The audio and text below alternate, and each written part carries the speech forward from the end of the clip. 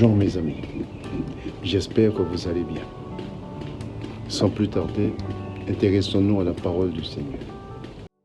Mes amis, j'ai décidé dans ce discours de vous parler de l'arbre de vie. Et pour cela, j'ai choisi 2 versets de référence qui sont Proverbes 15, 4. Lisons. La langue douce est un arbre de vie, mais la langue perverse brise l'âme. Et notre 2e verset. Genèse 3, 22. L'Éternel Dieu dit: Voilà que l'homme est devenu comme l'un de nous pour la connaissance du bien et du mal. Maintenant, empêchons-le de tendre la main, de prendre aussi du fruit de l'arbre de vie, d'en manger et de vivre éternellement. Mes amis, nous devons savoir que l'arbre de vie est une vérité profonde et mystérieuse. Quand nous décidons de sonder les Écritures, que l'on soit nouveau converti ou confirmé, qu'importe le grade que nous avons ou la congrégation religieuse à laquelle nous appartenons, dans la Bible, il y a énormément de mystères.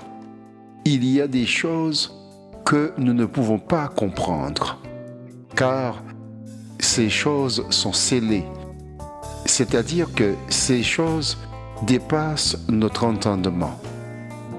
L'arbre de vie, l'arbre de la connaissance, l'Eucharistie en font notamment partie.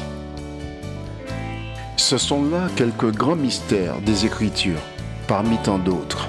Toutefois, le Seigneur nous invite à étudier les paroles secrètes et mystérieuses, afin que nous puissions grandir en stature et en connaissance. C'est ce que nous lisons dans Daniel 12, 4.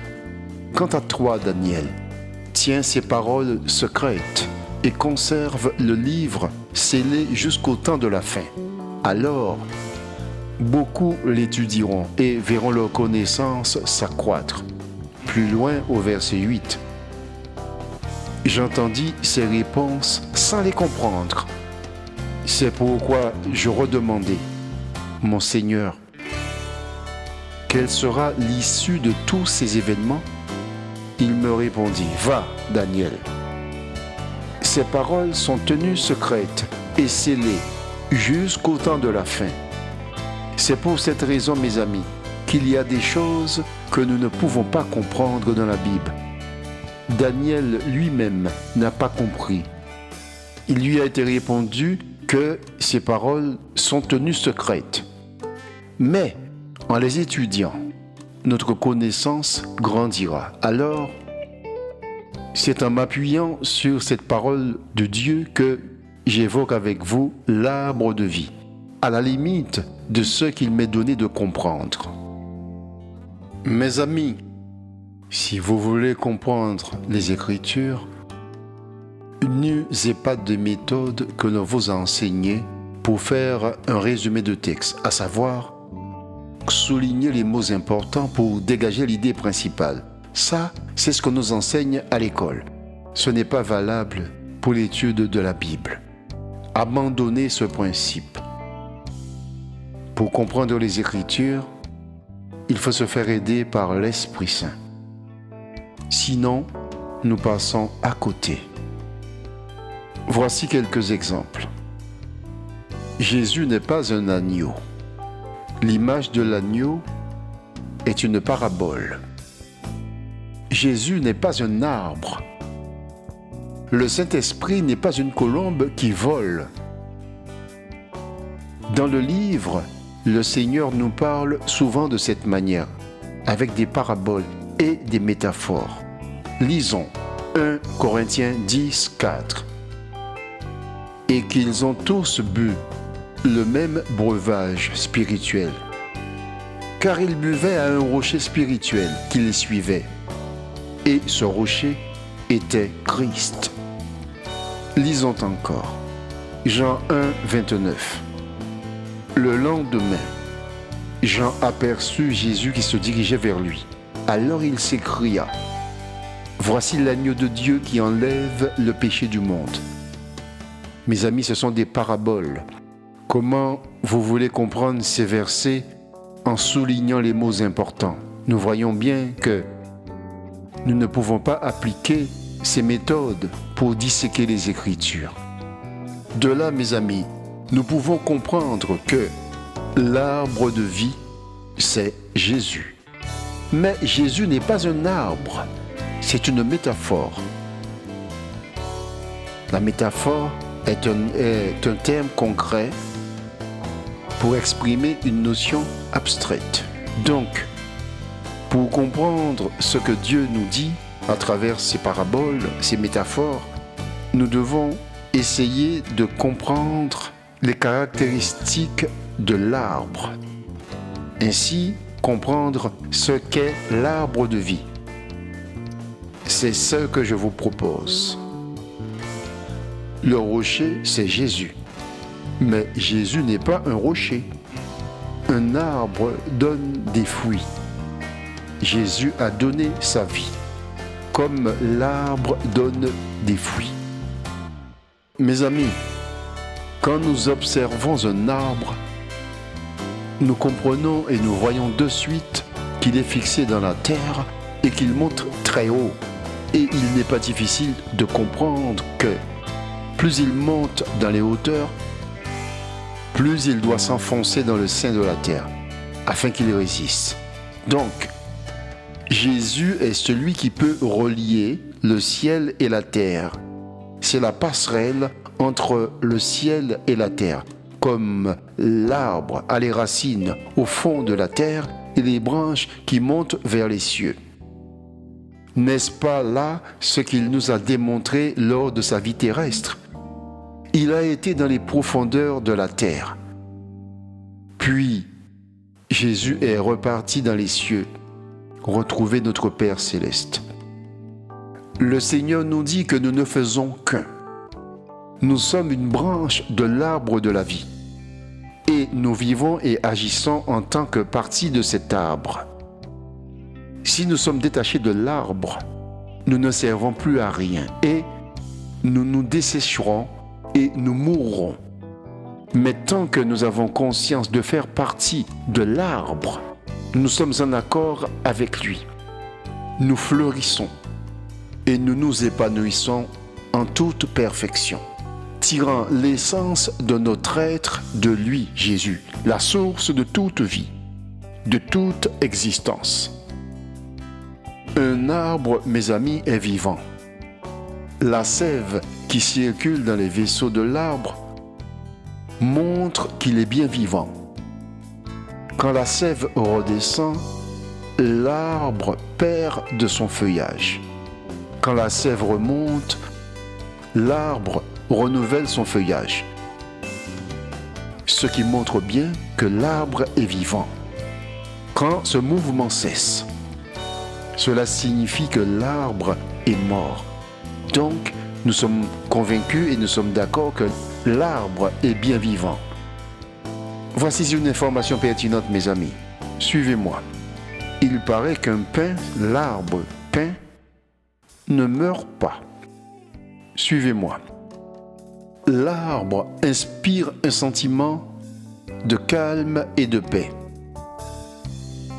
Christ n'est-il pas le prince de la paix? L'arbre n'attend pas d'être fécondé pour se renouveler. Les graines tombent dans le sol et donnent naissance à un nouvel arbre. Et ce processus peut se renouveler indéfiniment.